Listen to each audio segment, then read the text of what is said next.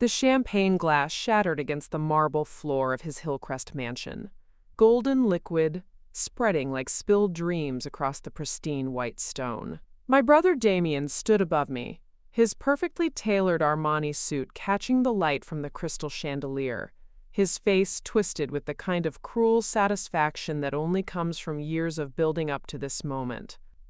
Before we jump back in, tell us where you're tuning in from, and if this story touches you, make sure you're subscribed, because tomorrow I've saved something extra special for you. You actually thought you belonged here, Aria? His voice dripped with venom as he gestured around the opulent living room, where his wife Celeste's charity gala was in full swing just beyond the glass doors. Look at yourself. Target clearance rack dress, drugstore makeup, those pathetic shoes you've been wearing for 3 years. He leaned down, his breath hot against my ear, each word calculated to cut deeper than the last. You'll always be poor, little sister, always be nothing. And tonight, everyone's going to see it.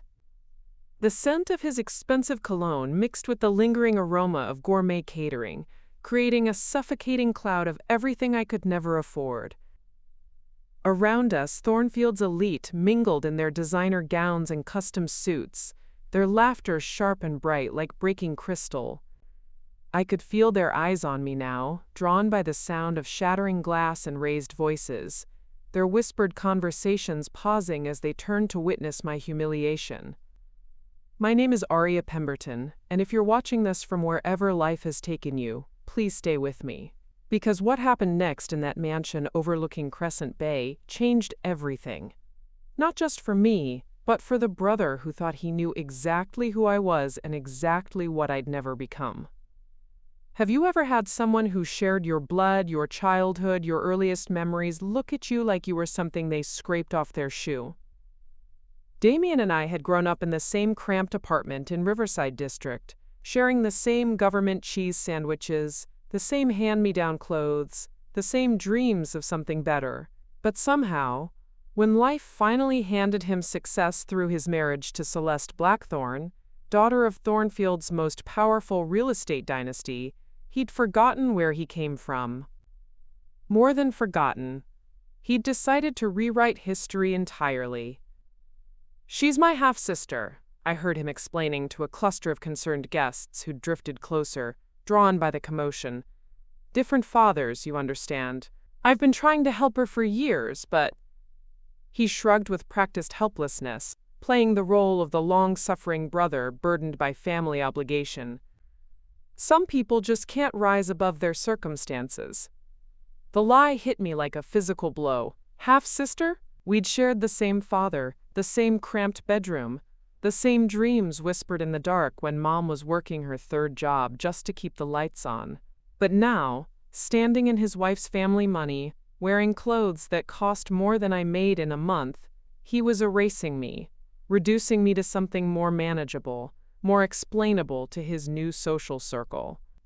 Celeste appeared at his elbow, her diamond necklace catching the light as she surveyed the broken glass with practiced disdain. "Darling, is everything all right?" Her voice carried the kind of refined accent that came from generations of private schools and country clubs.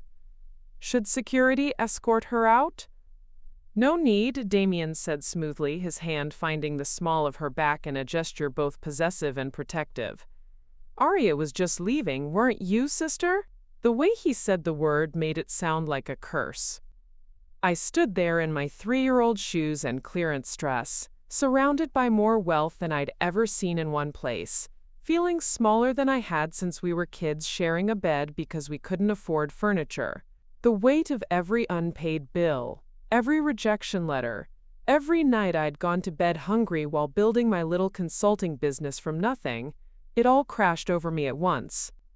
But there was something else building in my chest too, a heat that had nothing to do with embarrassment, and everything to do with the 3 months of 12-hour days I'd just spent developing a software solution for the city's transportation crisis.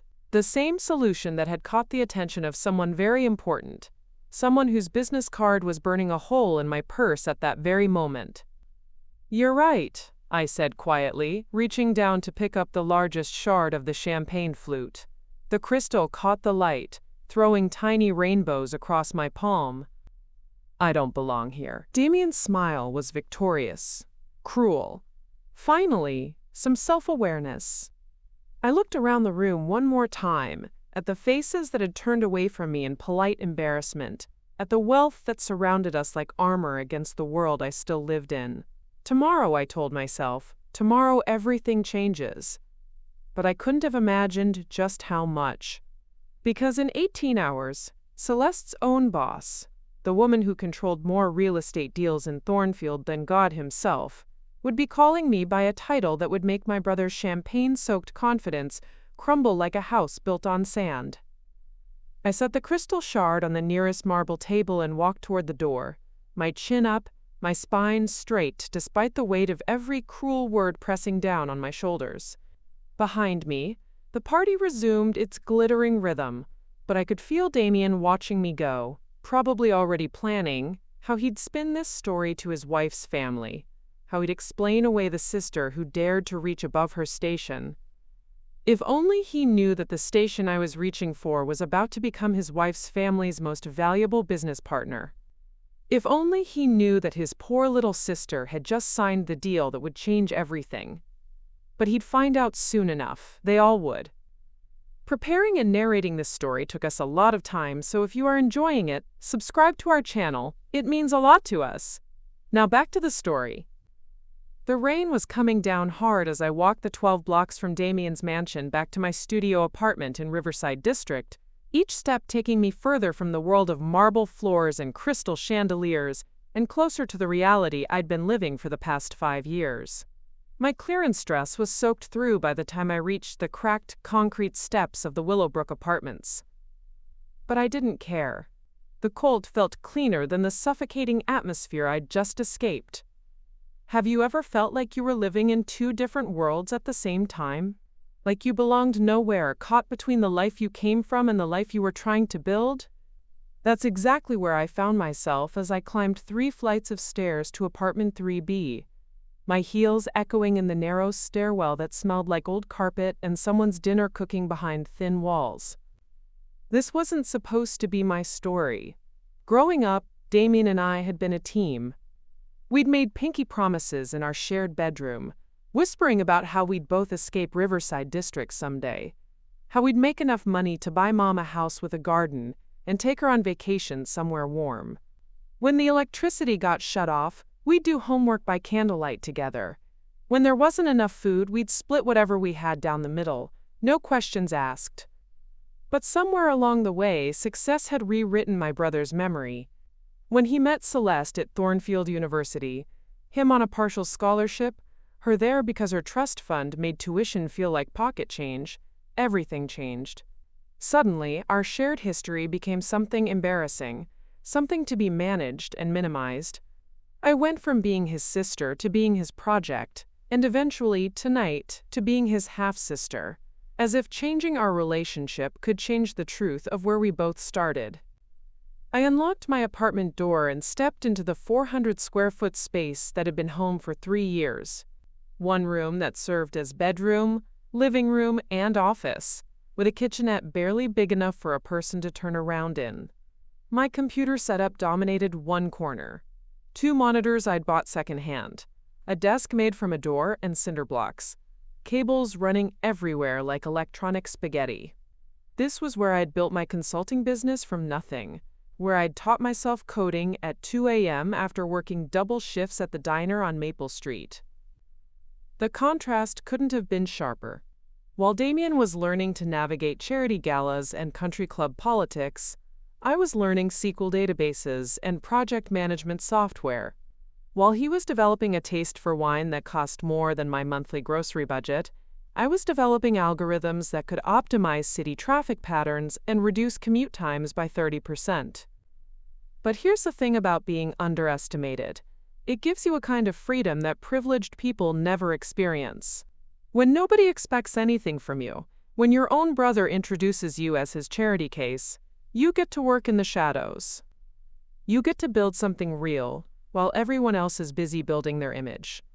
Tonight, sitting in my cramped apartment with mascara probably streaked down my cheeks and my dress still damp from the rain, I thought about all the times I doubted myself. All the nights I'd stared at my computer screen, wondering if I was delusional to think I could compete with companies that had million-dollar budgets and teams of Ivy League graduates. All the rejection emails that had made me question whether a girl from Riverside District with a community college degree had any business dreaming this big. My phone buzzed against the desk, and I glanced at the screen. A text from my neighbor, Mrs. Chen, next door. "Heard you come in, honey. You okay? Sounds like you're moving furniture around." I wasn't moving furniture. I was pacing, wearing a path in the thin carpet between my desk and my bed, too wired to sit still, despite the exhaustion settling into my bones. Mrs. Chen had been looking out for me since the day I moved in, always checking to make sure I was eating enough, always ready with a cup of tea and a listening ear when the stress of building a business on zero budget became too much. "I'm fine," I texted back. "Just had a rough night." "Want to talk about it? I made too much soup again." This was the difference between Damien's world and mine.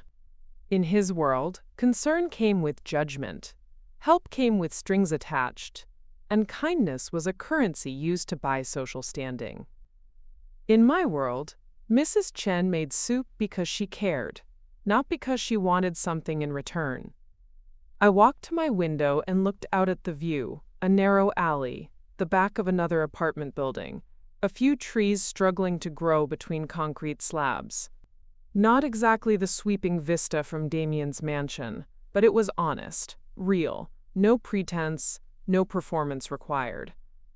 Tomorrow would be different, though. Tomorrow, the email sitting in my inbox, the one I'd been too nervous to open before the gala, would change everything. The email from Patricia Hawthorne, CEO of Hawthorne Enterprises, and the most powerful woman in Thornfield's business community. The same Patricia Hawthorne who happened to be Celeste's boss, though I'd only learned that connection tonight. But I'm getting ahead of myself.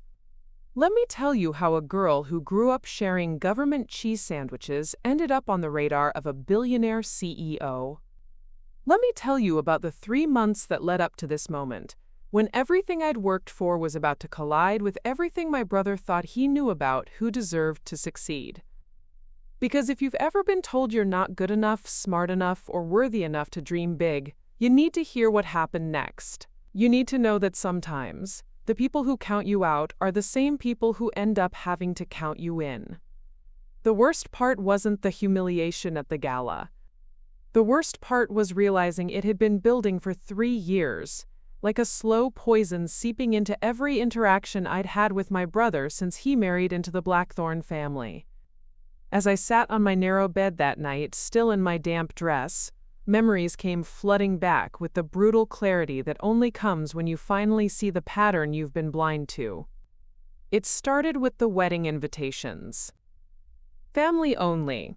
Celeste had insisted, which apparently meant her side of the family got the grand cathedral ceremony with the reception at the country club, while I got relegated to a tiny courthouse ceremony the week before. Just a formality for legal purposes, Damien had explained, his eyes not quite meeting mine. The real celebration is for, people who understand this world. I had accepted it then, told myself it made sense. Why would I want to sit through hours of pretentious speeches about bloodlines and social connections anyway? But now I understood. It wasn't about sparing me discomfort. It was about sparing him embarrassment. Then came the systematic erasure of our shared history. The family photos in his new house told a carefully curated story. There was Damien at his college graduation, beaming next to his scholarship certificate. There was Damien and Celeste's engagement photo, all golden hour lighting and designer clothes. But nowhere, not a single frame, showed any evidence that he'd grown up in a cramped apartment where we'd shared everything, including dreams. When Celeste's family asked about his background, he'd crafted a fiction so elaborate it could have been a novel. His father had been a small business owner, not a mechanic who worked 3 jobs to keep us fed. His mother had been a homemaker, not a woman who cleaned office buildings at night because that's when the pay was highest. And me? I'd been transformed from his full sister and closest ally into a distant relative who he, quote, helped out of obligation. The lies compounded over time, each one requiring more elaborate cover-ups. When I'd started my consulting business, working 18-hour days to land my first real client, Damien had been supportive in private but dismissive in public. Aria's always been ambitious. He'd tell Celeste's friends with a patronizing smile, "She has these little projects. It's sweet, really." Little projects. 2 years of developing traffic optimization software that could revolutionize urban planning. And he called it a little project. The cruelest part was how he'd weaponized my own struggles against me.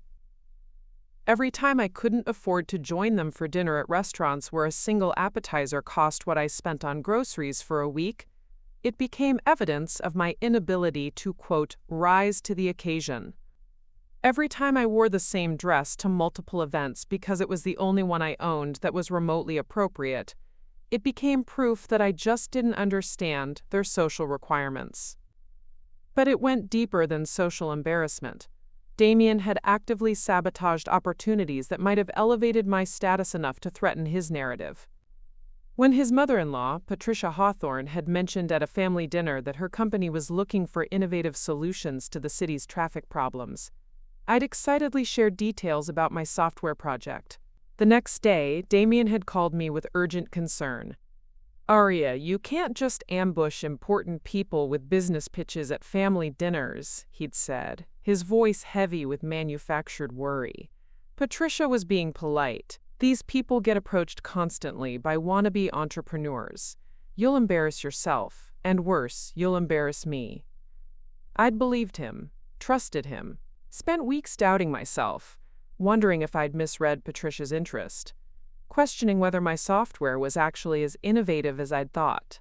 Meanwhile, Damien had gone back to Patricia and smoothly explained that his half-sister sometimes got carried away with unrealistic business ideas, and that he hoped she hadn't been too uncomfortable during my, quote, inappropriate pitch. That conversation had happened 6 months ago. 6 months during which I could have been developing a relationship with the most powerful CEO in the city. 6 months during which I could have been refining my software with input from someone who actually understood its potential. Instead, I'd been shut out, relegated to the sidelines while Damien positioned himself as the reasonable family member who could manage his problematic relative. The pattern was everywhere once I started looking. When I'd graduated with my project management certification, working full-time while studying at night, Damien had forgotten to attend the ceremony. When I'd landed my first major client, a local logistics company that saw the potential in my optimization algorithms, he'd managed to turn the conversation to his own recent promotion at Celeste's family firm. When I'd been featured in a small tech newsletter for innovative solutions by women entrepreneurs, he'd dismissed it as one of those participation trophy things they do now. Each incident, taken alone, could be explained away. Busy schedule, different priorities, honest mistake. But taken together, they painted a picture of systematic diminishment, of a brother who decided that his success required my failure, that his legitimacy in his new world depended on my illegitimacy. Tonight's humiliation wasn't an aberration, it was the culmination. Standing in that mansion, surrounded by the wealth and power that he'd married into, Damien had finally felt secure enough to stop pretending. The careful management of my presence, the strategic scheduling conflicts that kept me away from important events, the subtle redirections whenever I tried to network within his new circles. It had all been building to this moment when he could finally say out loud what he'd been communicating through his actions for years. I wasn't his sister anymore. I was his embarrassment, his reminder of a past he'd rather forget. His evidence that he deserved his new life because he'd transcended his origins in a way that I, apparently, never could. The rain had stopped while I sat there remembering, and through my thin walls I could hear Mrs. Chen's television playing one of her late-night cooking shows. Normal sounds from a normal world where people didn't have to perform their worth, where your value wasn't determined by your ability to erase your history. But here's what Damien didn't know, what his carefully constructed narrative had prevented him from seeing. While he'd been learning to navigate country club politics, I'd been learning to navigate something much more valuable. I'd been learning to solve real problems for real people. I'd been building something that actually mattered. And tomorrow, though I couldn't have imagined it as I sat there in my damp dress surrounded by the echoes of his cruelty, tomorrow I would discover that Patricia Hawthorne had been paying attention all along. Not to Damien's version of me, the problematic half-sister with unrealistic dreams, but to the real me. The woman who'd developed a solution so elegant and effective that it was about to change not just my life, but the entire landscape of urban planning in Thornfield. Tomorrow, Damien would learn that you can't bury the truth forever. And sometimes, the people you try hardest to diminish are the ones who end up casting the longest shadows. I woke up the next morning to the sound of my phone buzzing insistently against the nightstand, that particular rhythm that meant someone was calling repeatedly. My head felt like it was filled with cotton, and my eyes were swollen from crying myself to sleep. The digital clock glowed 6:47 a.m. in harsh red numbers, and for a moment, I couldn't remember why my chest felt like someone had placed a boulder on it. Then it all came rushing back. The champagne glass, Damien's words, the walk home in the rain. The systematic destruction of 3 years' worth of memories, each one recontextualized as evidence of my brother's calculated cruelty. The phone stopped ringing, then immediately started again. I fumbled for it, squinting at the screen through puffy eyes. Unknown number. Probably a spam call, but something made me answer anyway. Aria Pemberton? The voice was crisp, professional, completely unfamiliar. Yes? My voice came out as a croak. This is Jennifer Walsh from Riverside Property Management. I'm calling about your lease renewal. There's been some complications. My stomach dropped. Lease renewal. I'd been so focused on building my business, so consumed with trying to make something of myself while Damien systematically undermined me, that I'd completely forgotten. My lease was up at the end of this month, 3 weeks away. What kind of complications? I sat up straighter, suddenly wide awake. Well, the building's been sold. New ownership is implementing significant rent increases across all units. Your new monthly rent would be $2,400, effective immediately upon renewal. The number hit me like a physical blow. $2,400, nearly triple what I was currently paying. I was barely making ends meet at $850 a month. That's impossible, I whispered. There are rent control laws.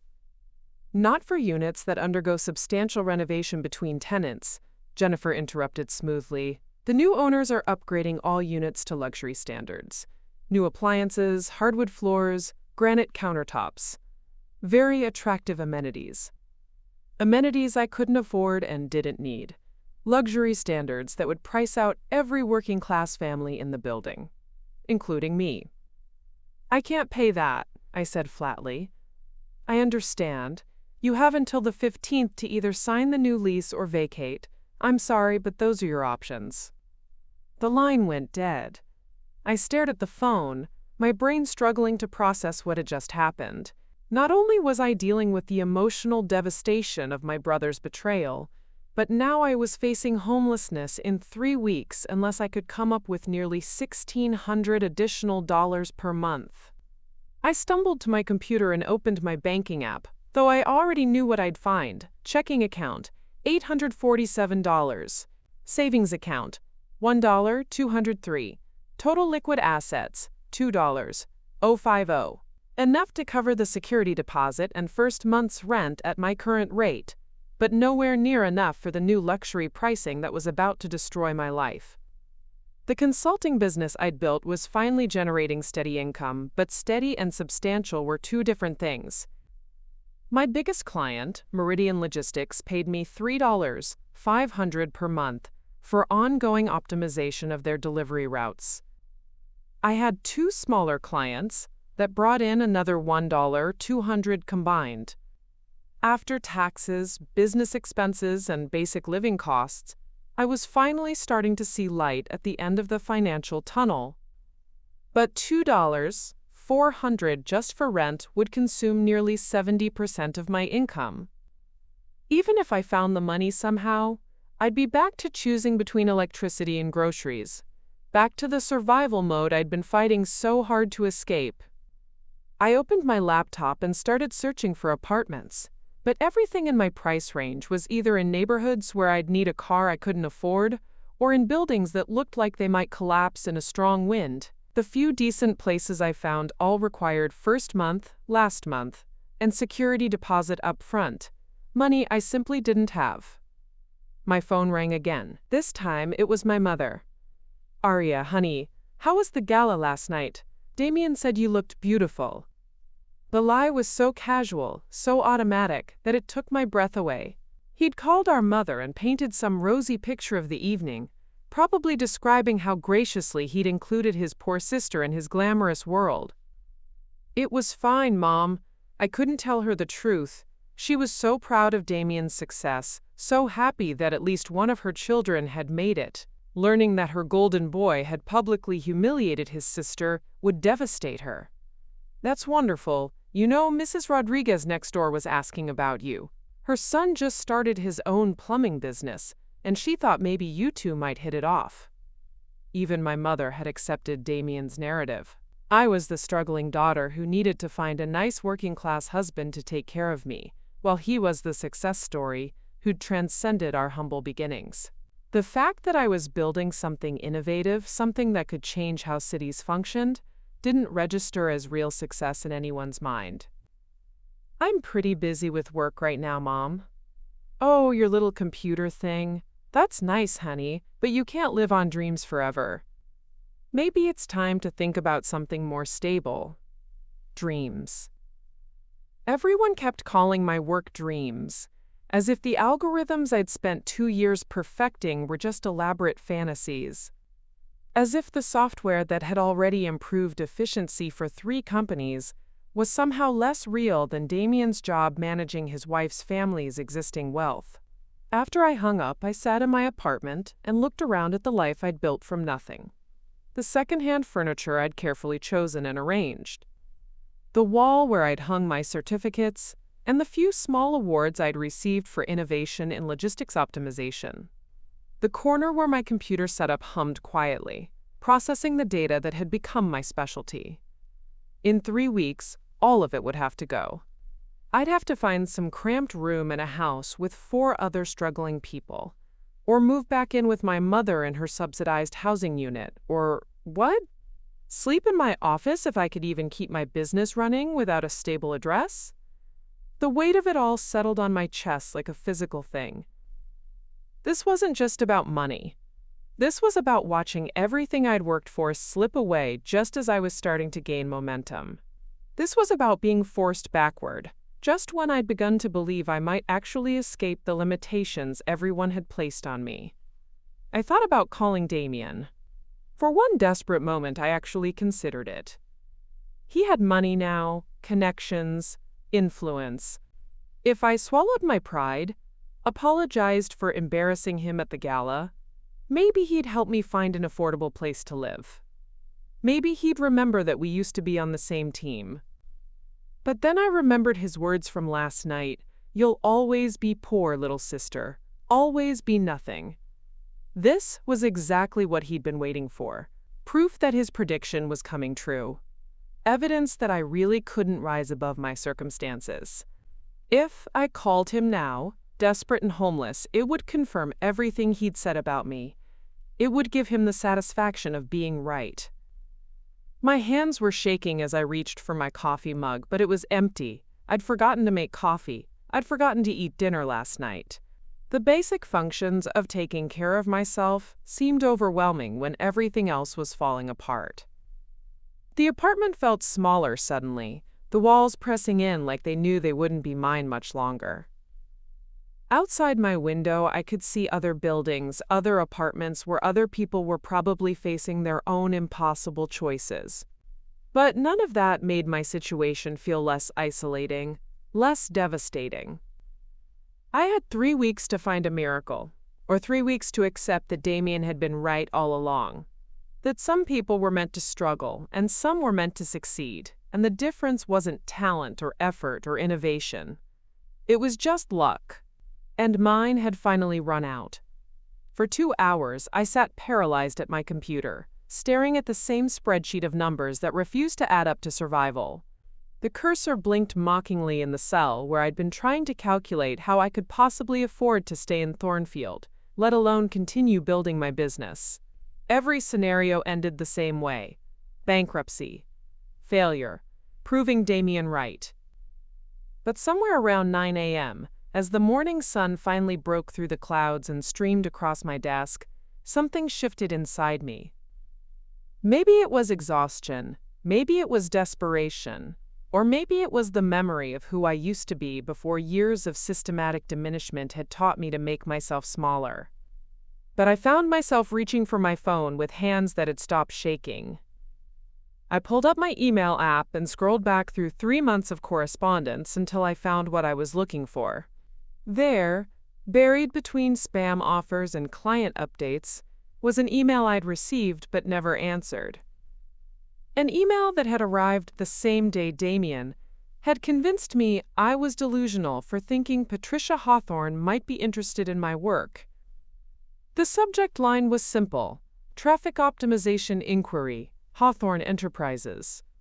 My heart hammered against my ribs as I opened it and read the message I'd dismissed as too good to be true. Ms. Pemberton, your software solution came highly recommended through professional channels. We are currently seeking innovative approaches to address Thornfield's transportation challenges for our upcoming metropolitan development project. Would you be available to discuss your traffic optimization algorithms at your earliest convenience? The project timeline is aggressive, but the compensation would be substantial for the right solution. Best regards, Patricia Hawthorne, CEO, Hawthorne Enterprises. Professional channels, that could mean anything. Maybe someone at Meridian Logistics had mentioned my work. Maybe she'd seen the tech newsletter article Damien had dismissed. Maybe, despite his attempts to sabotage my connection to her, word had gotten out anyway. But here's what I knew for certain as I read that email for the 3rd time. This was my chance. Not just to save my apartment or my business, but to prove that everything I'd been building wasn't a delusional fantasy. Patricia Hawthorne didn't send personal emails about compensation being substantial for projects she wasn't serious about.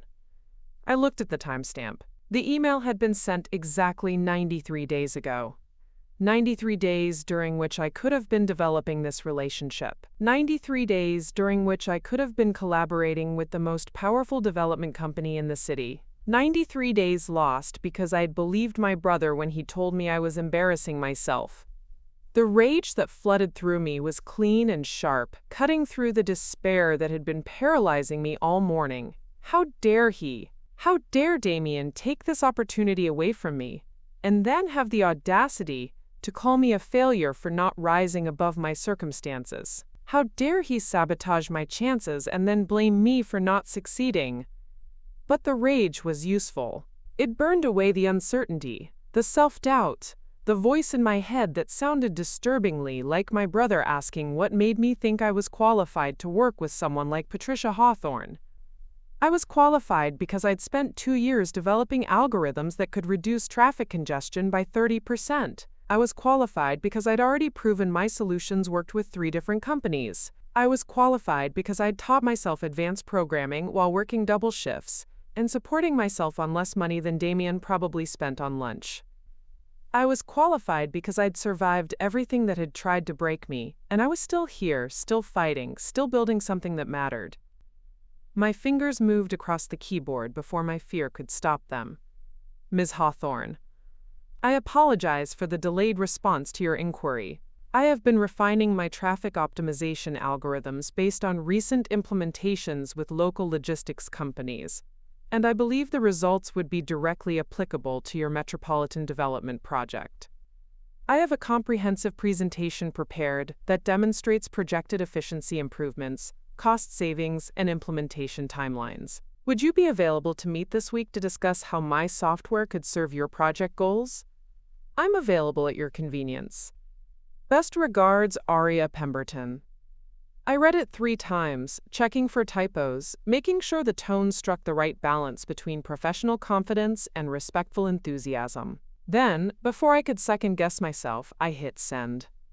The moment the email disappeared from my outbox, I felt something I hadn't experienced in months: hope. Not the desperate, grasping kind that comes from having no other options, but the solid, grounded kind that comes from knowing you have something valuable to offer. But the hope was immediately followed by terror. What if she'd moved on to other solutions in the past 3 months? What if my delayed response had cost me the opportunity? What if Damien had been right all along, and I really was delusional about my capabilities?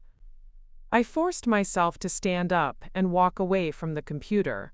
Checking my email every 30 seconds wouldn't make Patricia respond any faster, and driving myself crazy with what-ifs wouldn't help me prepare for the opportunity I'd just claimed. Instead, I did something I hadn't done in years. I called in sick to my shift at the diner where I'd been picking up weekend work to supplement my consulting income. Then I spent the day doing something that felt like the most important work of my life. I built a presentation that would make Patricia Hawthorne understand exactly what I could do for her project. For 6 hours straight, I compiled data from my successful implementations, created visual models showing traffic flow improvements, and calculated the potential cost savings for a project the size of the metropolitan development. I pulled reports from my work with Meridian Logistics, showing how my algorithms had reduced their delivery times by 22%, and fuel costs by 18%. I gathered testimonials from smaller clients who'd seen immediate improvements in efficiency after implementing my solutions. By the time I finished, I had 47 slides of solid proof that my software wasn't a dream or a hobby project. It was a tool that could transform how traffic moved through Thornfield, saving millions of dollars in lost productivity and reducing the environmental impact of urban congestion. But more than that, I had reminded myself who I really was underneath all the doubt and diminishment. I wasn't Damien's embarrassing half-sister who needed to be managed and minimized. I wasn't the struggling girl from Riverside District who should be grateful for whatever scraps of opportunity came her way. I was Aria Pemberton, and I had built something extraordinary from nothing. I had solved problems that companies with massive budgets and teams of experts hadn't been able to crack. I had created value where none existed before. At 7 p.m., my phone chimed with a new email notification. My heart stopped as I saw the sender, Patricia Hawthorne.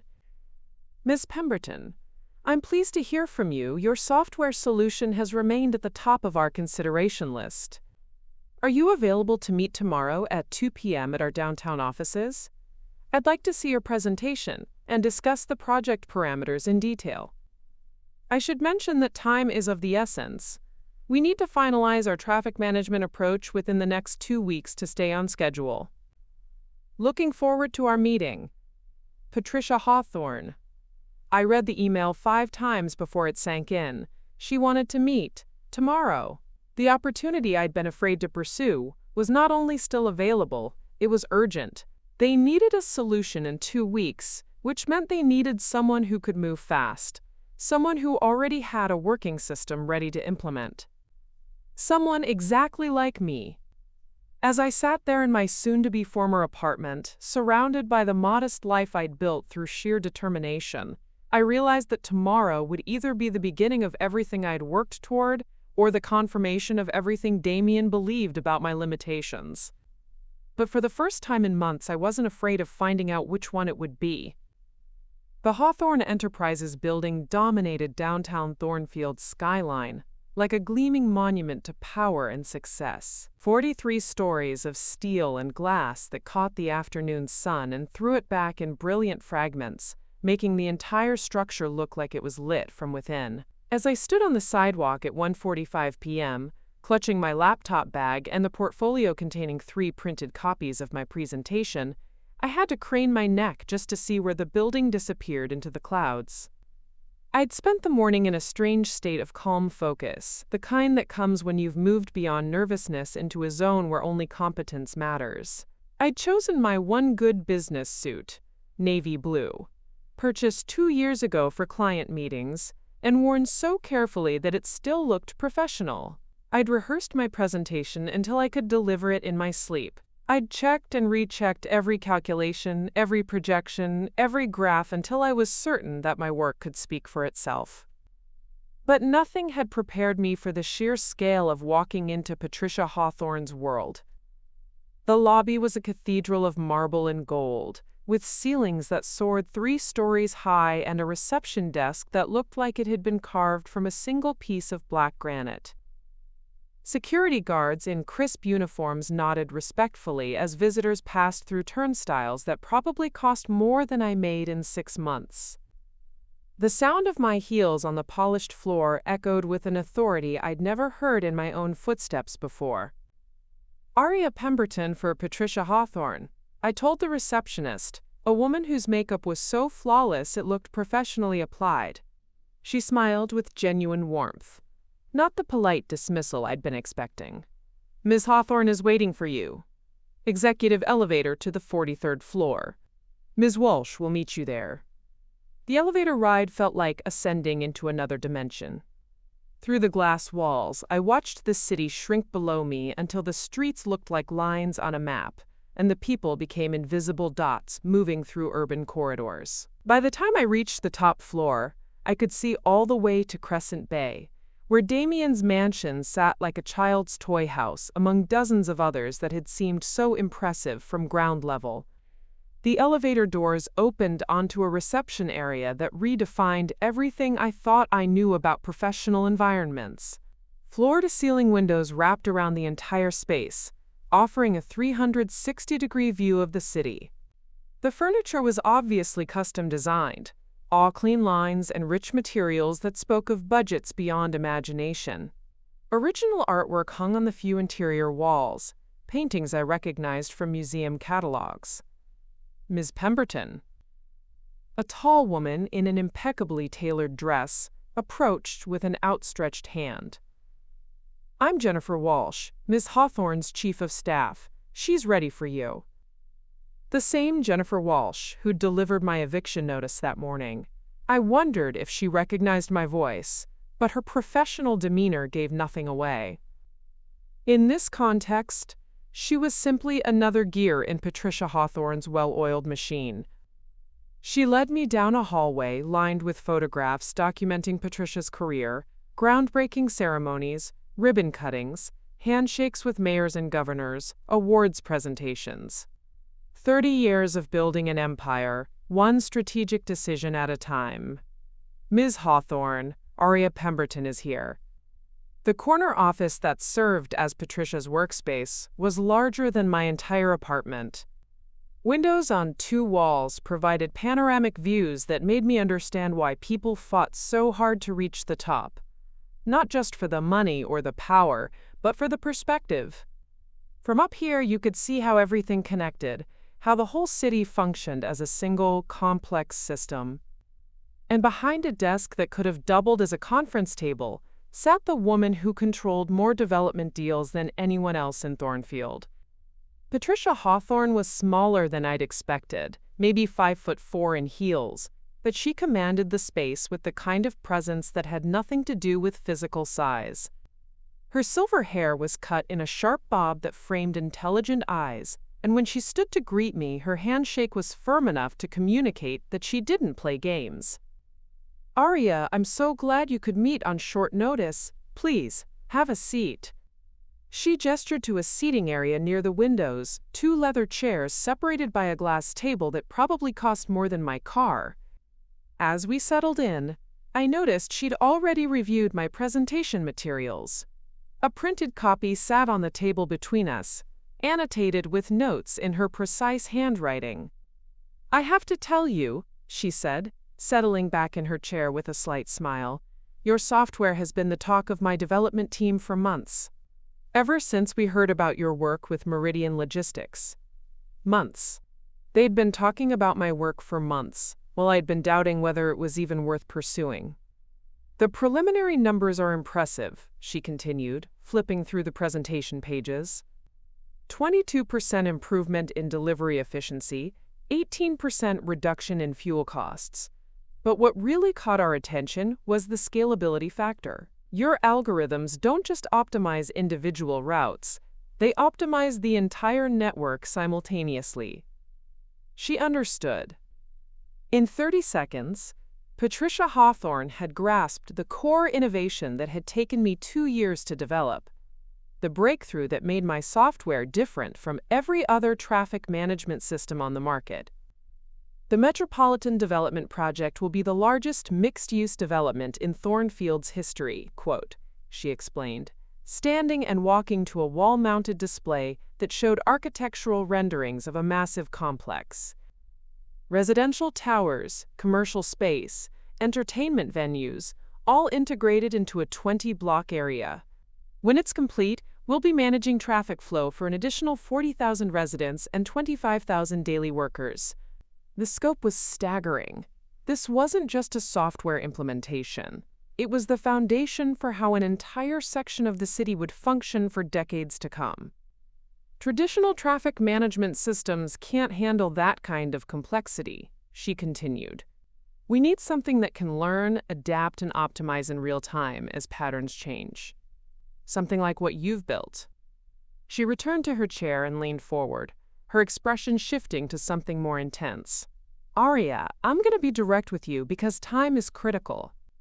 The City Planning Commission meets in 2 weeks to approve our traffic management strategy.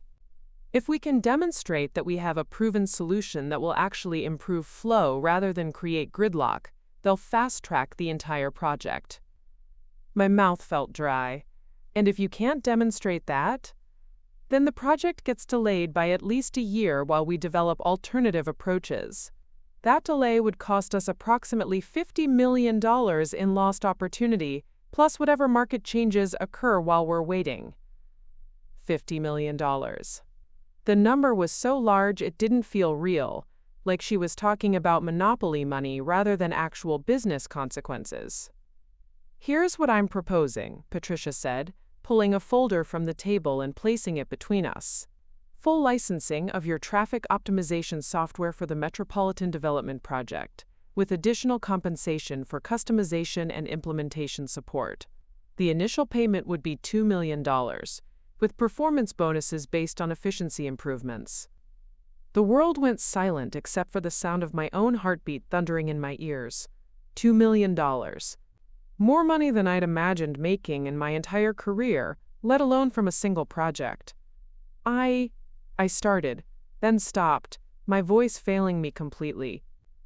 Patricia smiled, the expression transforming her face from boardroom intensity to something almost maternal. I know it's a lot to process, but Aria, what you've created isn't just software. It's the future of urban planning. And I want Hawthorne Enterprises to be the company that brings that future to life. She stood and walked back to the window, gesturing for me to join her. From this height, the traffic below looked like blood cells moving through arteries, each vehicle following patterns that could be optimized, improved, made more efficient. There's one more thing, she said quietly. I want you to know that your reputation preceded you in the best possible way. When I asked around about innovative traffic solutions, 3 different sources independently recommended your work. That kind of consensus is rare in this industry. 3 sources, not Damien's version of me, the embarrassing half-sister with unrealistic dreams. Not the struggling girl from Riverside District who should be grateful for minimum wage work. The real me. The me who had built something valuable enough that industry professionals were recommending my work to billionaire CEOs. I'd like to sign the contract this week, Patricia continued. Would that timeline work for you? I looked out at the city spread below us, at the thousands of people moving through streets that could be transformed by the algorithms I'd developed in my tiny apartment. this was it. This was the moment when everything changed. When years of doubt and struggle and systematic diminishment finally gave way to recognition of what I'd actually accomplished. "Yes," I said, my voice steady and clear for the first time in days. "That timeline works perfectly." Patricia extended her hand again, and when I shook it this time, I felt like I was sealing more than just a business deal. I was claiming my place in a world that had tried to convince me I didn't belong. The contract signing took place 3 days later in Patricia's private conference room, a space that felt more like a boardroom from a movie than anywhere I'd ever imagined conducting business. The mahogany table could have seated 20 people. But it was just Patricia, myself, and 2 lawyers whose hourly rates probably exceeded my monthly income. As I signed my name on the final page, Aria Pemberton, Principal Developer, Hawthorne Metropolitan Traffic Solutions, I felt like I was signing myself into a completely different life. The initial payment appeared in my business account within 24 hours. $2 million, minus taxes and legal fees, but still more money than I'd ever seen in one place. More money than most people in Riverside District would see in a lifetime. Enough money to solve every financial problem I'd ever had and build the kind of stable foundation I'd only dreamed about. But Patricia had made it clear that the money was just the beginning. "Aria, I want you to understand something," she'd said as we shook hands after the contract signing. "This isn't a one-time consulting arrangement.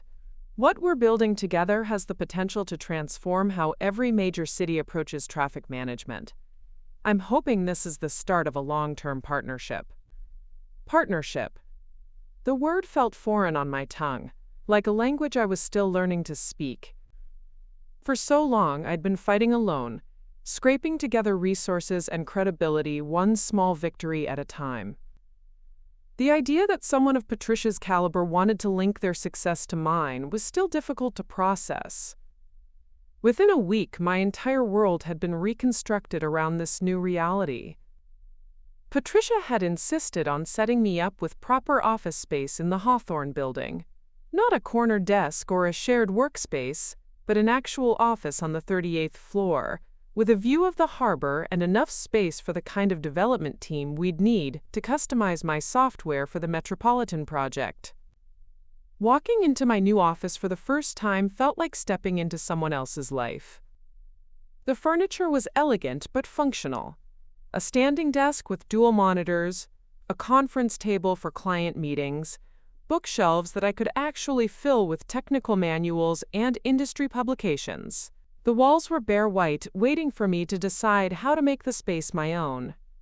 "Miss Pemberton?" A knock on my door interrupted my exploration. A young woman in a crisp blazer stood in the doorway with a tablet and an expectant smile. "I'm Sarah Chen, your new project coordinator. Ms. Hawthorne asked me to help you get settled and brief you on the development timeline." My new project coordinator. I had staff now. People whose job it was to help me succeed, rather than working around everyone else's schedule and hoping for leftover attention. Sarah walked me through the resources that had been allocated to my project: a team of 3 junior developers to help implement my algorithms at scale, access to the company's legal and marketing departments, a dedicated budget for software licensing and hardware upgrades. Everything I'd been trying to cobble together with freelance contractors and borrowed equipment was suddenly available with the efficiency that only unlimited resources could provide. "The development team is excited to meet you," Sarah explained, pulling up organizational charts on her tablet. "Marcus Rodriguez has 15 years of experience in traffic modeling, Jennifer Kim specializes in real-time data processing, and David Park has been working on machine learning applications for urban planning. They've all reviewed your existing code and are impressed with the foundation you've built." Impressed.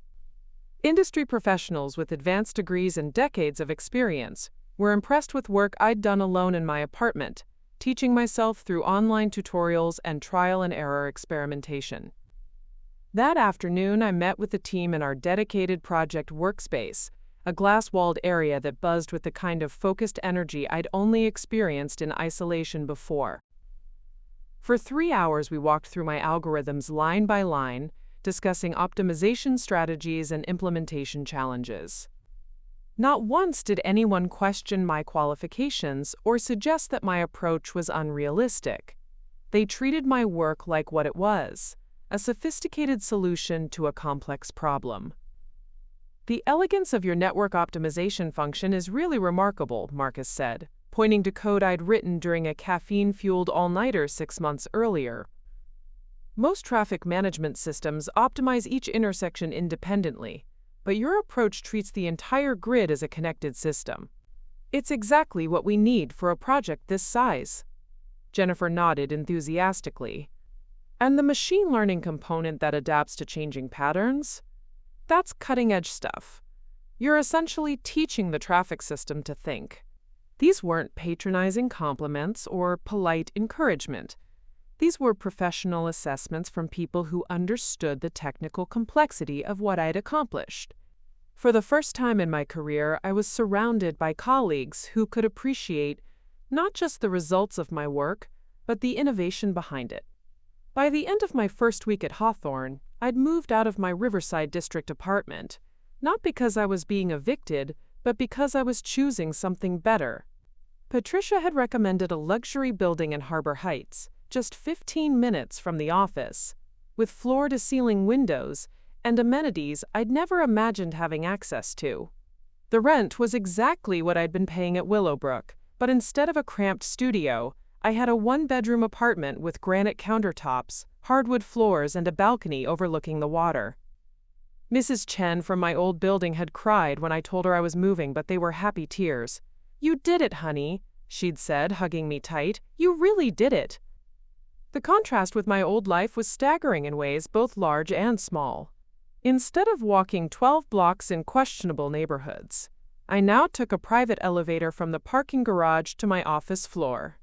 Instead of eating ramen noodles and calculating whether I could afford groceries, I was expensing business lunches and learning the difference between good wine and great wine during client entertainment. But the most significant change wasn't material, it was psychological. For the first time in my adult life, I wasn't fighting to prove that I belonged somewhere. I wasn't apologizing for taking up space or justifying my presence in professional settings. Patricia had made it clear that I was here because I'd earned it, because my work was valuable enough to build an entire project around. "I want you to feel confident making decisions," she'd told me during our first weekly check-in meeting. "This is your software, your vision, your expertise. I'm providing resources and market access, but the technical leadership is entirely yours." Technical leadership. 6 months ago, I'd been a freelance consultant, hoping for small contracts. Now I was directing a multi-million-dollar development project with a team of experienced professionals reporting to me. The night I received my first progress report, a detailed analysis showing that our preliminary implementations had already improved traffic flow by 12% in the test areas, I sat on my new balcony and called my mother. "How's the computer work going, honey?" she asked, the same question she'd been asking for 2 years. This time, though, I had a different answer. "It's going really well, Mom. I'm leading a major project for one of the biggest companies in the city. We're going to change how traffic works throughout Thornfield." There was a pause, then a different quality to her voice. "That sounds important." "It is important, and it's going to make a real difference in people's lives." For the first time, I could hear pride in her response. Not the polite encouragement she'd been offering for years, but genuine recognition that her daughter had accomplished something significant. As I hung up the phone and watched the harbor lights reflect off the water below, I thought about how quickly everything had changed. A week ago, I'd been facing homelessness and financial ruin. Tonight, I was sitting in luxury that I'd paid for with my own work, leading a team of professionals who respected my expertise, building something that would transform how an entire city functioned. But more than any of the material changes, what struck me most was the absence of fear. For years, I'd been afraid that the next phone call would bring bad news, that the next month would be the one where I couldn't make ends meet, that my work wasn't actually good enough to sustain the life I was trying to build. Now, for the first time since I'd started my business, I felt secure, not just financially, but professionally. I had proof that my work had value, that my ideas could compete at the highest levels, that I belonged in rooms where important decisions were being made. And tomorrow, I would find out just how dramatically this new reality would affect the brother who'd been so certain that I'd always be nothing. The revelation came during what should have been a routine project meeting with Patricia, 2 weeks into my new role at Hawthorne. We were reviewing implementation timelines in her office when she mentioned something that stopped my world completely. "I've been meaning to ask you about the delay in your initial response to my inquiry," Patricia said, glancing up from the project documents spread across her desk. "Damien Pemberton assured me at the time that you weren't interested in large-scale projects, said you preferred to keep your work small and manageable." The coffee mug in my hand suddenly felt impossibly heavy. "I'm sorry, what?" Patricia's expression shifted as she registered the confusion on my face. "Your brother. He reached out to me after our family dinner where you mentioned your traffic software. Said he was concerned that I might have gotten the wrong impression about your business capabilities." The room seemed to tilt sideways. My brother hadn't just dismissed my work or warned me away from embarrassing myself. He had actively contacted Patricia Hawthorne and sabotaged my opportunity before I even knew it existed. "He told you I wasn't interested?" My voice came out steady despite the rage building in my chest. "Yes, about a week after the dinner. Very professional call, actually. Said he cared about maintaining good family relationships with Celeste's side of the business, and he wanted to prevent any awkwardness if I felt obligated to consider your proposal out of politeness." Patricia paused, studying my face carefully. "He made it sound like he was protecting both of us from an uncomfortable situation." The pieces fell into place with sickening clarity. The family dinner, where I'd enthusiastically shared details about my software, wasn't the night I'd embarrassed myself by ambushing an important businesswoman with an inappropriate pitch. It was the night I'd impressed Patricia Hawthorne enough that she decided to reach out to me directly. And Damien had intercepted that interest, like a goalkeeper, blocking a shot at the goal line. "Aria," Patricia said gently, "from the way you're reacting, I'm gathering that your brother didn't accurately represent your position. He never told me you called." The words felt like they were being dragged up from somewhere deep in my chest. "He told me I'd embarrassed myself at dinner. Said you were just being polite, and that I shouldn't read anything into your interest." Patricia was quiet for a long moment, her sharp business mind clearly processing the implications. When she spoke again, her voice carried a dangerous edge I'd never heard before. "Let me make sure I understand this correctly. You were interested in the project from the beginning, but your brother convinced you that I wasn't serious about working with you?" "More than that." The full scope of Damien's manipulation was becoming clear, and with it came a fury so pure it felt like molten metal in my veins. "He made me doubt my own judgment. Made me think I was delusional for believing someone of your caliber would want to work with someone like me." "Someone like you?" Patricia's eyebrows rose. "Aria, when I reached out 3 months ago, it was because 3 separate industry contacts had recommended your work. Your algorithms were already generating buzz in urban planning circles. Your brother didn't just misrepresent your interest, he cost both of us 3 months of development time. 3 months. 93 days during which I could have been working with the best team in the city instead of struggling alone in my apartment, wondering if my work was actually worth anything. 93 days during which the Metropolitan Project could have been further along, during which I could have been earning the kind of money that would have made the rent crisis irrelevant. There's something else you should know," Patricia continued, her tone carefully controlled. "The delay caused by your brother's intervention nearly cost us the entire project. The City Planning Commission was getting impatient with our traffic management timeline. If you hadn't reached out when you did, we might have lost the contract altogether." My hands were shaking now, not with fear or anxiety, but with the kind of rage that comes from realizing you've been systematically betrayed by someone you trusted. Damien hadn't just been dismissive of my work, He had actively sabotaged the biggest opportunity of my career, nearly destroying both my future and Patricia's $50 million project in the process. Why? I asked, though I already knew the answer. Patricia leaned back in her chair, her expression shifting from business mode to something more personal. I've been in this industry for 30 years, Aria. I've seen every kind of family dynamic you can imagine when money and success get involved. Sometimes people feel threatened when a family member's success challenges their own narrative. She was being diplomatic, but the truth was uglier than professional jealousy. Damien hadn't just felt threatened by my potential success, he had needed me to fail. His entire identity in his new world depended on being the one who'd risen above our humble beginnings, while I remained stuck in them. My success would have exposed the lie he'd been living, the fiction that he'd transcended our shared history through merit while I'd failed through lack of ability. He's been doing this for years, I said, the pattern finally crystal clear. Every opportunity, every connection, every chance I had to build something bigger, he found a way to undermine it while making it look like he was helping me. And now? Patricia asked.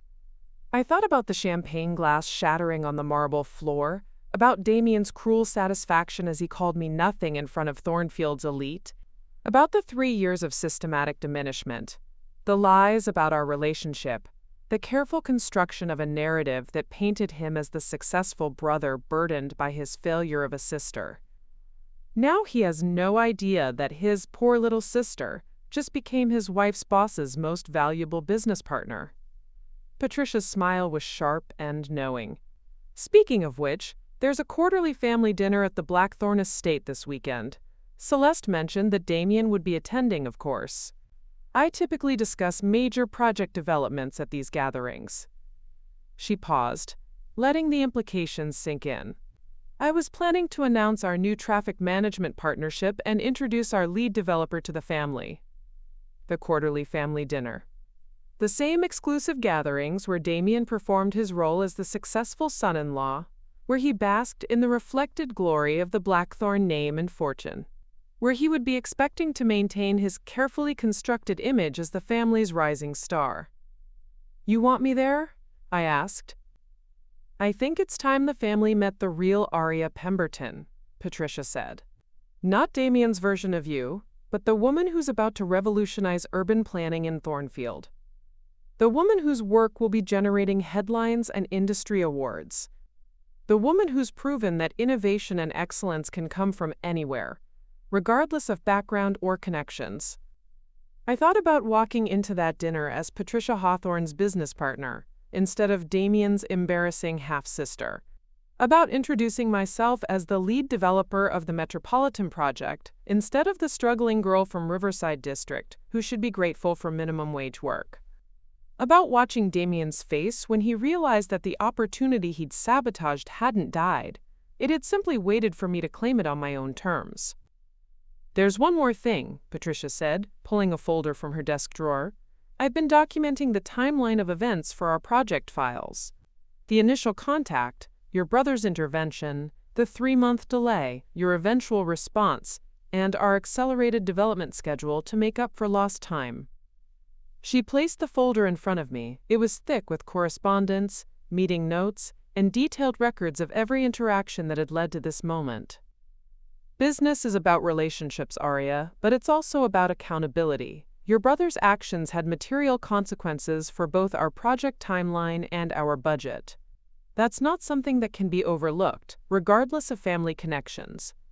I understood what she was telling me without saying it directly. Damien's sabotage hadn't just been a personal betrayal. It had been a business interference that cost money and jeopardized contracts. In Patricia's world, that kind of behavior had professional consequences.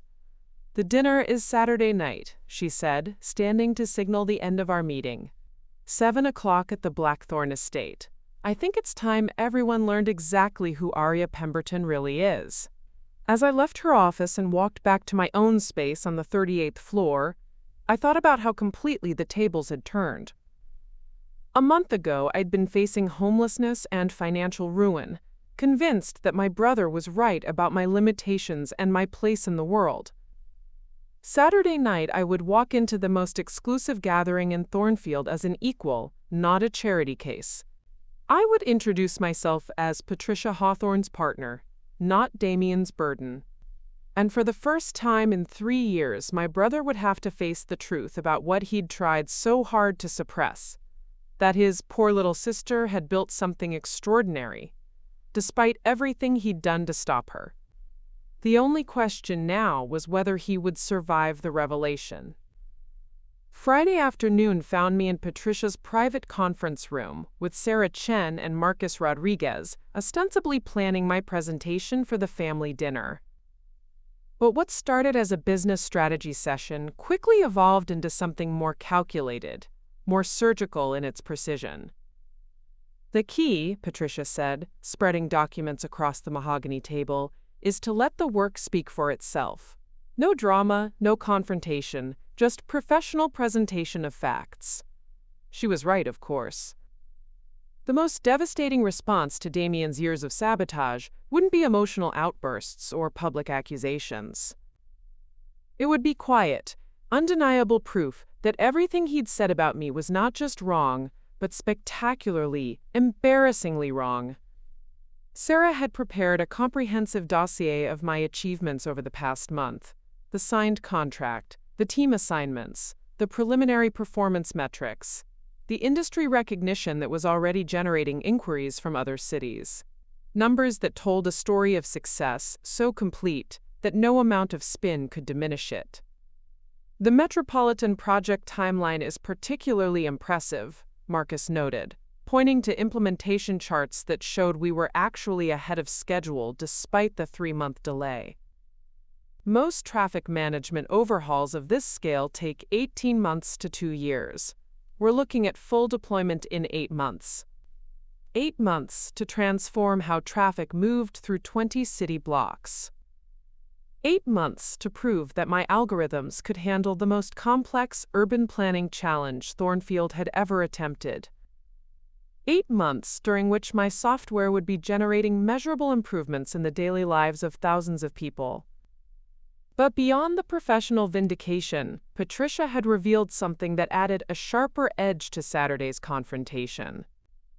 The documentation she'd compiled about Damien's interference wasn't just for project files, it was insurance. Your brother's actions constitute tortious interference with business relations, she'd explained earlier, her tone clinical and precise. He deliberately disrupted a potential business relationship for personal reasons, causing quantifiable financial harm to both parties. Tortious interference, a legal term that transformed Damien's sabotage from family drama into actionable business misconduct. The kind of thing that could destroy professional reputations and end careers, especially for someone whose livelihood depended on maintaining relationships within Thornfield's tight-knit business community. We're not planning to pursue legal action, Patricia had been quick to clarify, but the documentation serves an important purpose. It ensures that if your brother attempts any future interference with our business relationship, we have established precedent and evidence of his pattern of behavior.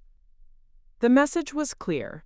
Damien could attend Saturday's dinner and face the reality of my success gracefully, or he could continue his pattern of sabotage and face professional consequences that would make his humiliation at the gala look like a minor social embarrassment.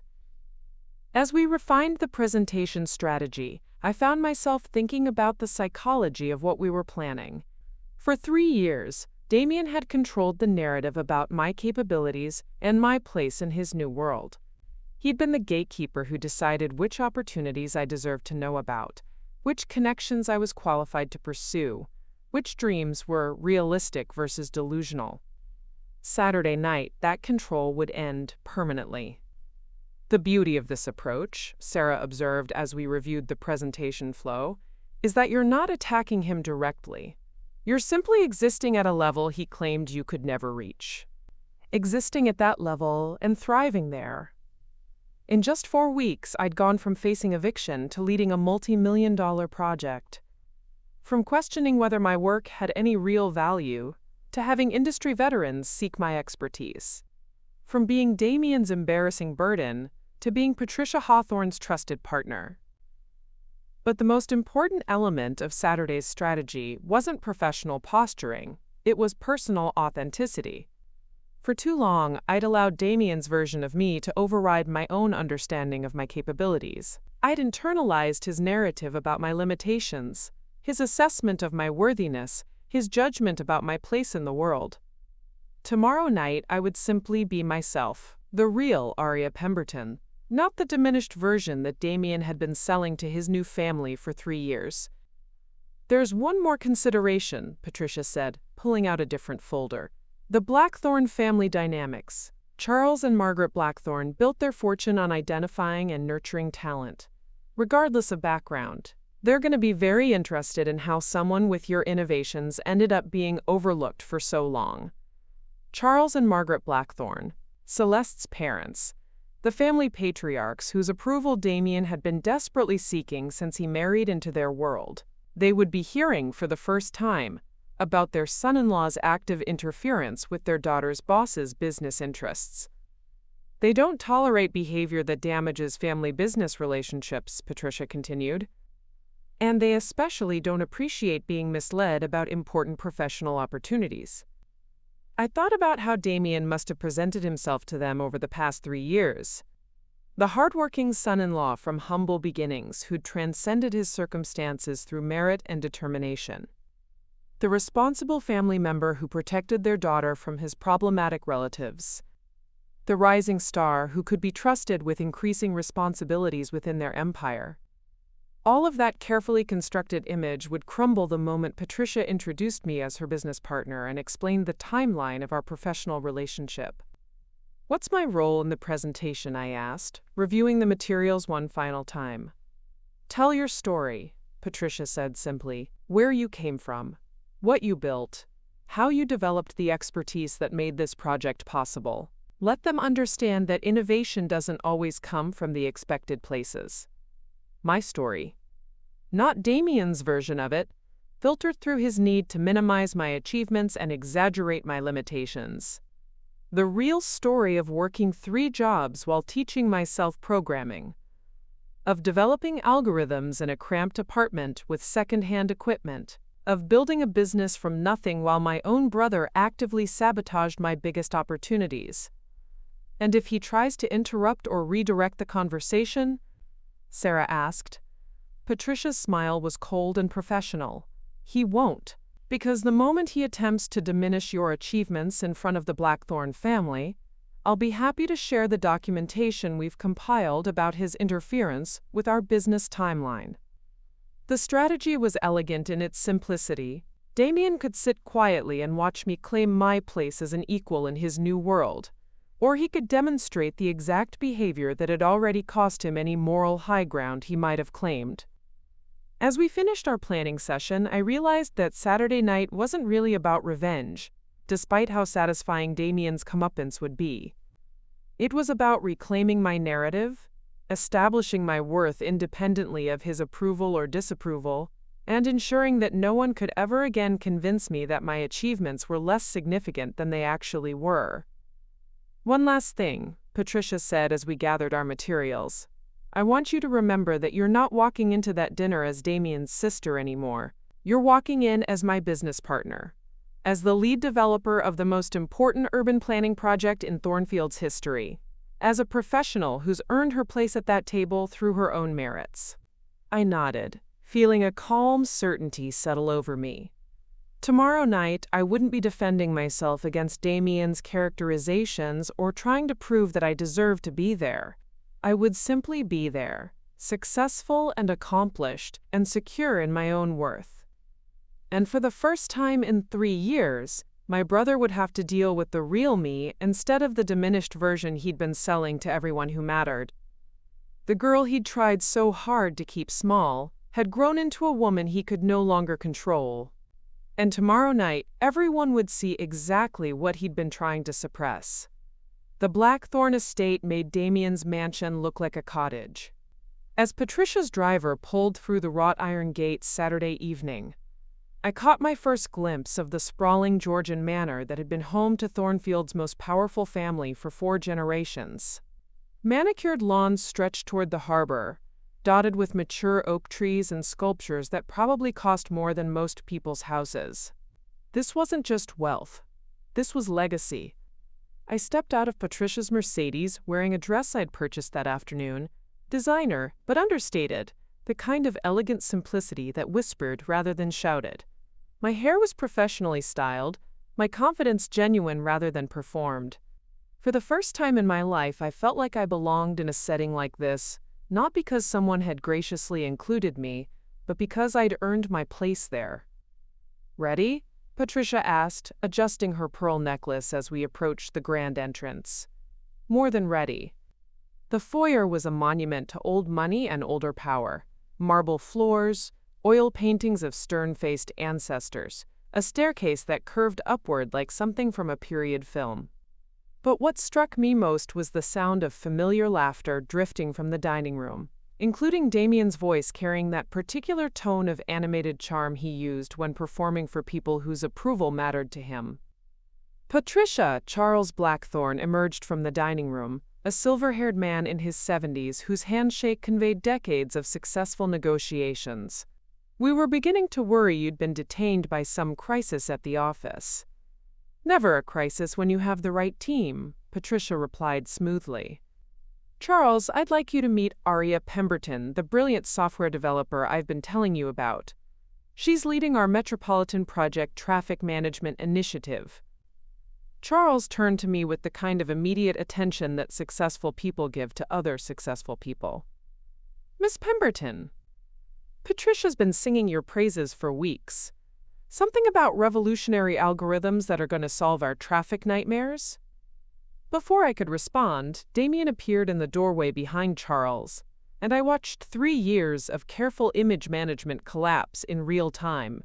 His face went through a fascinating sequence of expressions: confusion, recognition, disbelief, and finally, a kind of trapped panic as he realized the implications of my presence here as Patricia's guest, rather than his embarrassing tag-along. "Aria?" Celeste appeared beside him, her perfectly composed social mask flickering with uncertainty. "What a surprise! I didn't realize you knew Patricia." "We're business partners," I said simply, my voice steady and professional. "Patricia contracted my company to develop the traffic optimization software for the Metropolitan Project." The silence that followed was exquisite. I could practically see Damien's mind racing, trying to reconcile the sister he'd publicly humiliated 3 weeks ago, with the professional standing confidently in his in-laws' foyer as their daughter's boss's business partner. Business partners? Margaret Blackthorne had joined our growing circle, her intelligent eyes moving between me and Damien, with the sharp assessment of someone who'd built an empire by reading people accurately. How wonderful! Patricia mentioned she'd found an innovative local developer, but she was quite secretive about the details. Patricia smiled with the satisfaction of someone about to deliver a perfectly timed revelation. Aria's work is extraordinary. Her traffic optimization algorithms are already generating industry buzz from as far away as Seattle and Portland. But what's most impressive is that she built this technology entirely independently, working out of a small apartment while teaching herself advanced programming. Margaret's eyebrows rose appreciatively. "Self-taught? That's remarkable. What's your background, dear?" This was the moment I'd been preparing for, the chance to tell my real story instead of accepting Damien's version of it. I grew up in Riverside District and worked my way through community college while supporting myself with various jobs. I developed an interest in traffic optimization after experiencing firsthand how transportation inefficiencies affect working families who can't afford to live close to employment centers. Charles nodded thoughtfully. Practical experience often produces the most innovative solutions. Too many consultants develop theories without understanding real-world applications. Exactly, Patricia continued, her voice warming with genuine enthusiasm. Aria's approach treats traffic management as a social equity issue, not just an engineering challenge. Her algorithms don't just move cars faster, they create more efficient access to opportunities for everyone. I glanced at Damien, who was standing frozen beside his wife, probably calculating how much damage control this conversation would require.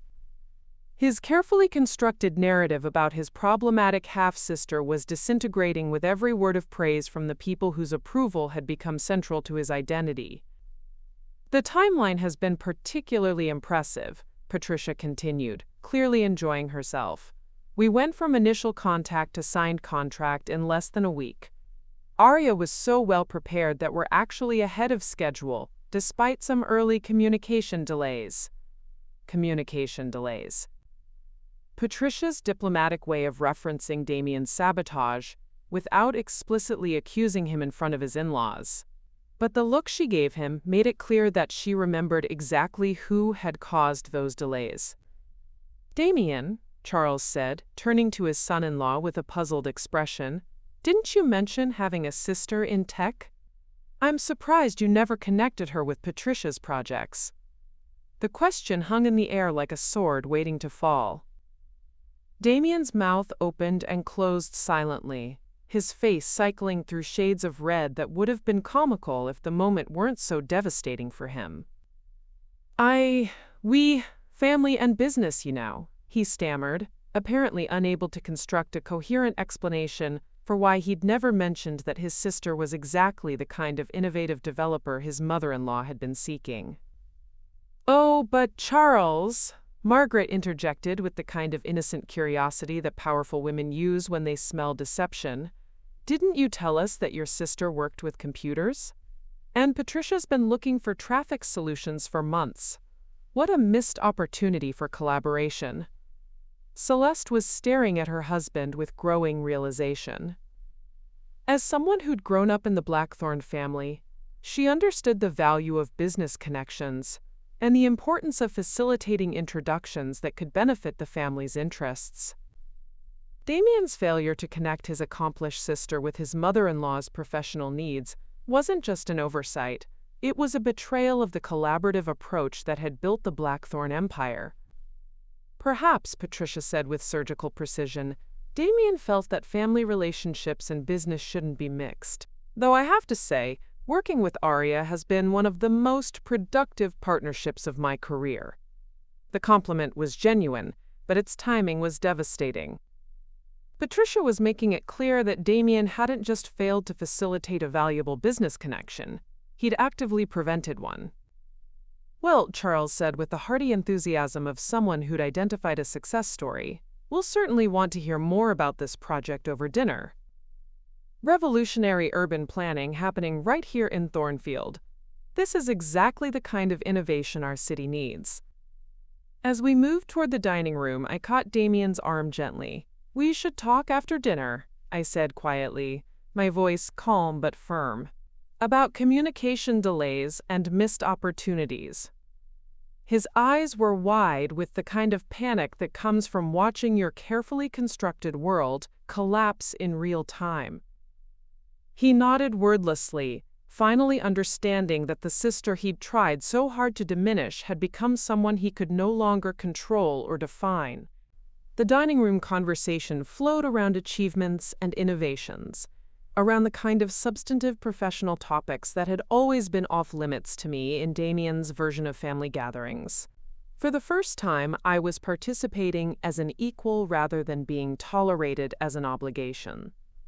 And with every minute that passed, with every question about my work and every compliment about my innovations, Damien sank deeper into the realization that his attempts to suppress my success had not only failed, they had backfired spectacularly. The sister he'd called nothing was now the most valuable business asset in the room. And everyone could see it, except the brother who'd been too blinded by his own insecurity to recognize what he'd been trying to destroy. The dinner conversation had been a 3-hour masterclass in professional networking, with me at the center discussing urban planning innovations while Damien sat increasingly silent beside his wife. By the time Patricia suggested we adjourn to the library for coffee, my brother looked like a man watching his own execution in slow motion. "Aria," Charles called as the group began to disperse, I'd love to continue our discussion about scalable traffic solutions. Margaret and I are considering similar projects for our Portland developments. I'd be delighted to explore that with you, I replied, exchanging business cards with both Blackthorn parents, while Damien watched with barely concealed horror. 3 hours ago, I'd been his embarrassing secret. Now I was a potential business partner for his in-laws' expansion plans.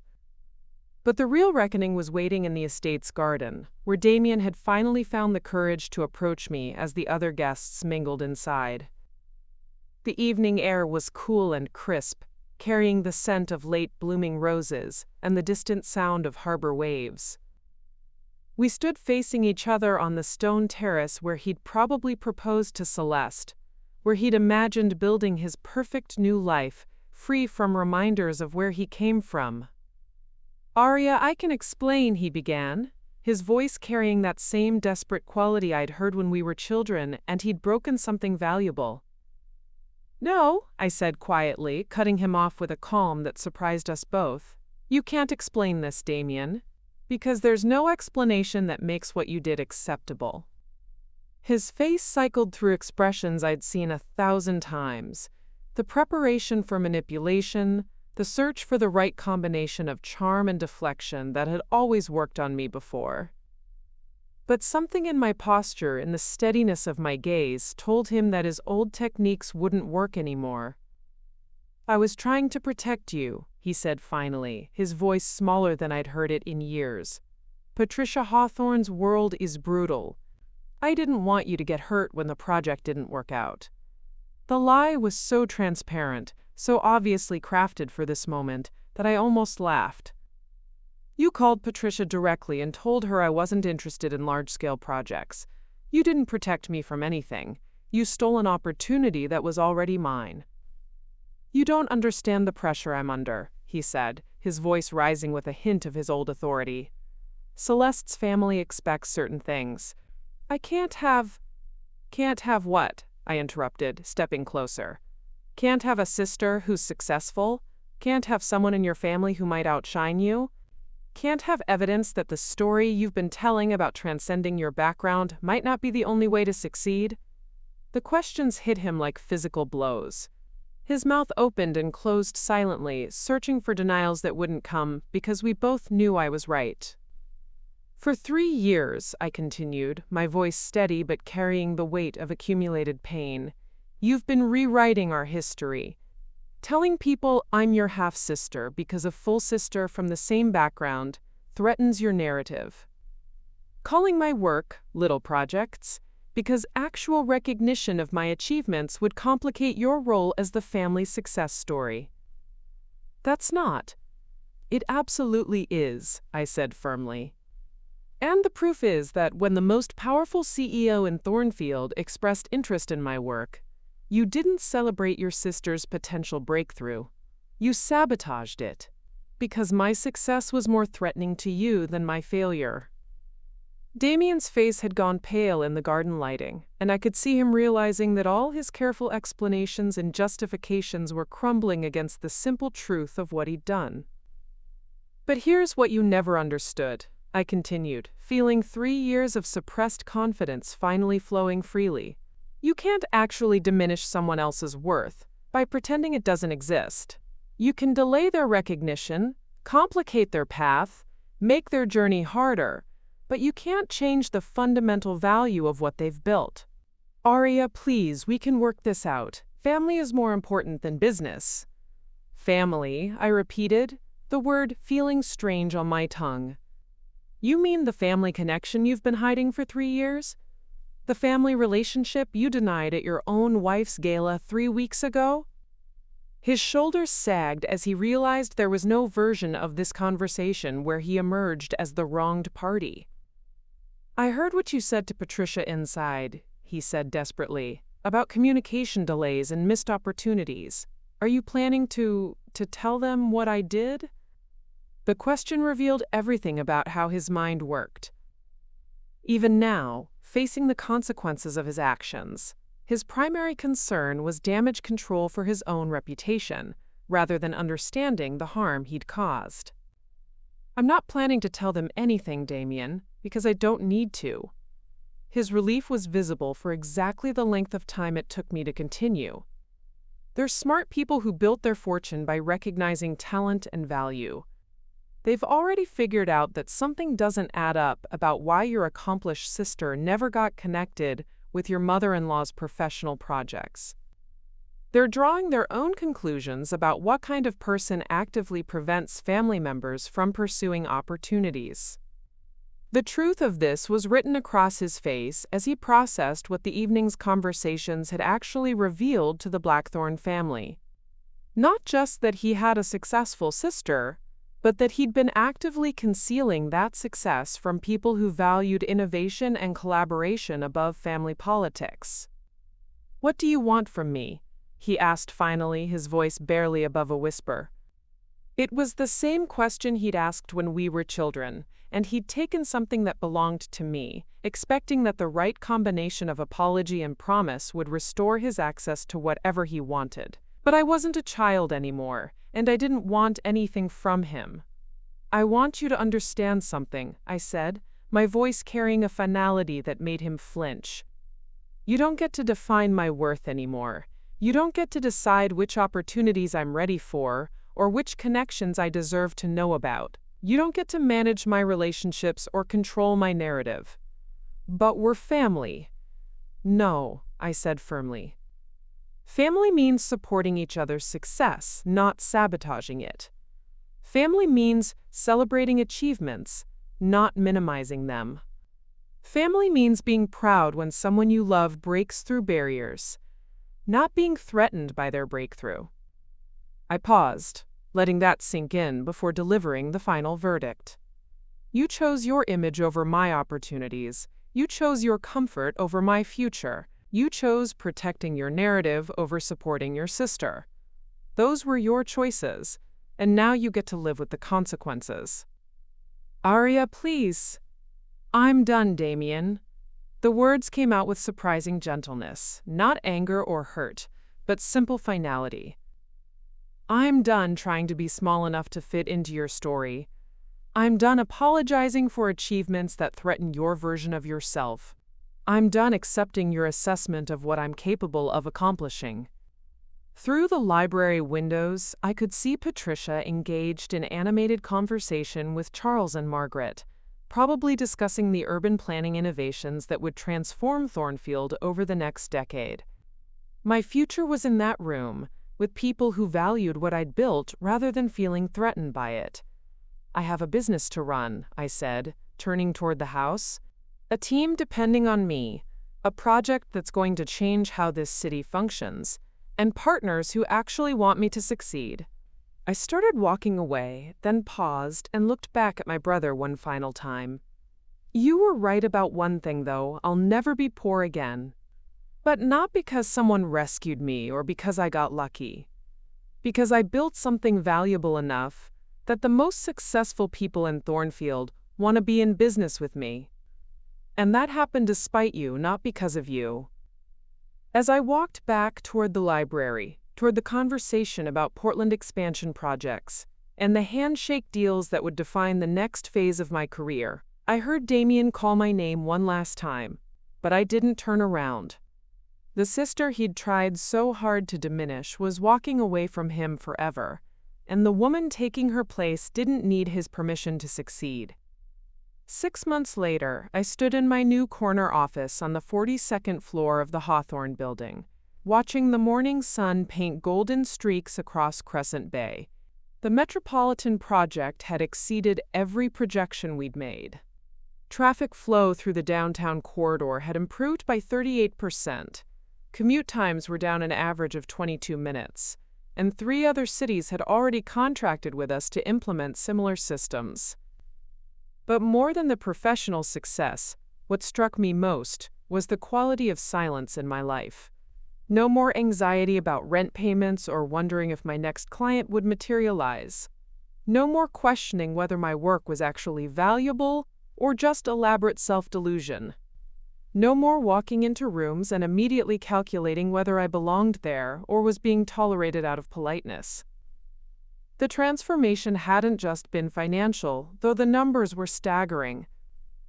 My consulting company, now officially partnered with Hawthorne Enterprises, had generated over $8 million in revenue during the past 6 months. We had 12 employees, contracts in 4 cities, and a waiting list of municipalities wanting to implement our traffic optimization systems. Industry publications had featured my work, urban planning conferences had invited me as a keynote speaker, and MIT had offered me a guest lectureship position for the following semester. But the deeper change was psychological. I had finally learned the difference between confidence that comes from external validation and confidence that comes from knowing your own worth. The first could be taken away by someone like Damien, who'd spent years convincing me that my achievements were smaller than they actually were. The second was mine permanently, built on the foundation of work I'd done, and problems I'd solved, and value I'd created. My phone buzzed with a text from Patricia. "Portland project approved. Charles wants to discuss expansion timeline this afternoon." The Portland project. Charles and Margaret Blackthorne had been so impressed with the metropolitan results that they'd hired us to optimize traffic management for their West Coast developments. What had started as a dinner conversation had evolved into a multi-million-dollar contract that would take my algorithms nationwide. I walked to the window and looked down at the streets where my software was silently orchestrating the flow of thousands of vehicles, reducing fuel consumption, cutting commute times, making the daily lives of working families marginally better in ways they'd never even notice. This was what success actually looked like. Not the performance of status that Damien had been so desperate to maintain, but the quiet satisfaction of work that mattered. My assistant knocked on the door. "Ms. Pemberton, your mother is here for lunch." Mom's monthly visits to the city had become a cherished tradition. She'd taken the train down from Riverside District, where she still lived in the same apartment, but no longer worried about choosing between utilities and groceries. The trust fund I'd established for her wasn't lavish, but it was enough to ensure she'd never face the financial stress that had defined so much of our early life.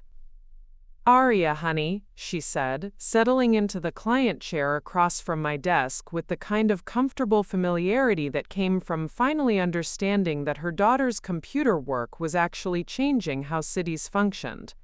"I saw the article about you in the Tribune. Urban planning revolutionary, imagine that." She'd kept every newspaper clipping, every magazine mention, every industry award announcement. Not because she fully understood the technical details, but because she finally grasped that her daughter had built something extraordinary from the foundation of determination and late-night study sessions that she'd witnessed firsthand. "The reporter asked about your background," she continued, "about growing up in Riverside District and working your way through community college. She made it sound like a success story instead of something to overcome."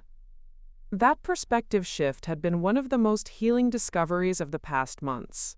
My background wasn't a liability to be overcome or a limitation to transcend.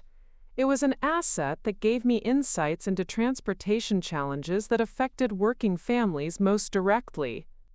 The algorithms I'd developed weren't just technical innovations.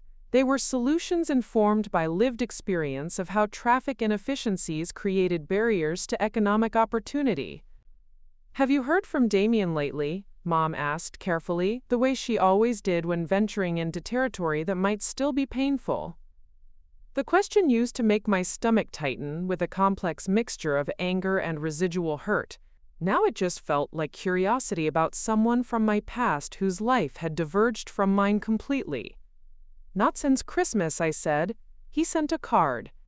The Christmas card had been formal, distant, signed by both him and Celeste with no personal message beyond, "Hope you're well." Like correspondence with a distant acquaintance rather than family. But that suited me perfectly. The brother who'd needed me to be small so he could feel large had become irrelevant to my life once I'd stopped allowing him to define my worth. Through the Thornfield business community, I'd heard fragments of how his life had developed after the Blackthorne dinner. Celeste's parents had gradually reduced his responsibilities within their company, not dramatically enough to create obvious conflict, but clearly enough that he'd understood his diminished standing. He'd eventually taken a position with a smaller firm, still well-paying but without the prestige and family connection that had been so central to his identity. The irony wasn't lost on me that his attempts to suppress my success had ultimately undermined his own position. The Blackthorne family valued innovation and collaboration. Discovering that their son-in-law had actively prevented valuable business connections had damaged their trust in his judgment permanently. But I felt no satisfaction in his professional setbacks, just a kind of distant sadness for choices that had hurt us both. Damien had been so afraid that my success would diminish his own, that he'd never considered the possibility that we could both thrive. His zero-sum thinking had turned what could have been shared celebration into mutual destruction. "You know what I'm proudest of?" Mom said, interrupting my thoughts. "What's that?" "That you never let him make you bitter. You never let what he did change who you are at your core." She was right. Despite everything Damien had done to sabotage my opportunities and diminish my achievements, I hadn't become someone who hoarded success or feared other people's accomplishments. My team at work included brilliant people whose innovations often exceeded my own, and I celebrated their breakthroughs without feeling threatened. The abundance mindset that Damien had never been able to develop had become central to how I approached both business and relationships. That afternoon's meeting with Charles about Portland expansion lasted 3 hours and ended with handshakes on a contract that would double our company's size within the next year. As I walked back to my office afterward, I thought about how completely my life had transformed from the night Damien had humiliated me at Celeste's gala.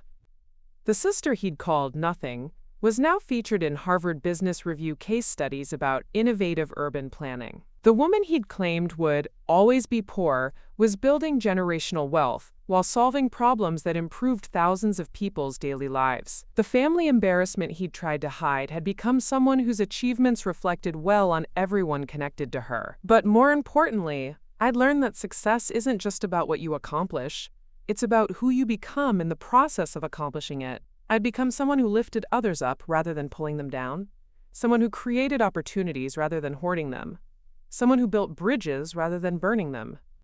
As the sun set over Thornfield that evening, painting the harbor in shades of gold and crimson, I realized that the most profound victory wasn't proving Damien wrong about my potential. It was discovering that I didn't need his validation to live a life of purpose and achievement. The girl who'd once desperately wanted her brother's approval had grown into a woman who defined success on her own terms. And those terms included making the world a little better, one optimized traffic pattern at a time. Some people said I'd gotten revenge on Damien by succeeding despite his sabotage. But that wasn't quite right. I hadn't gotten revenge. I'd gotten free. And that freedom had allowed me to build something beautiful, something lasting, something that would continue creating value long after the people who'd tried to diminish me were forgotten. The best response to someone who tries to make you smaller isn't to make them smaller in return.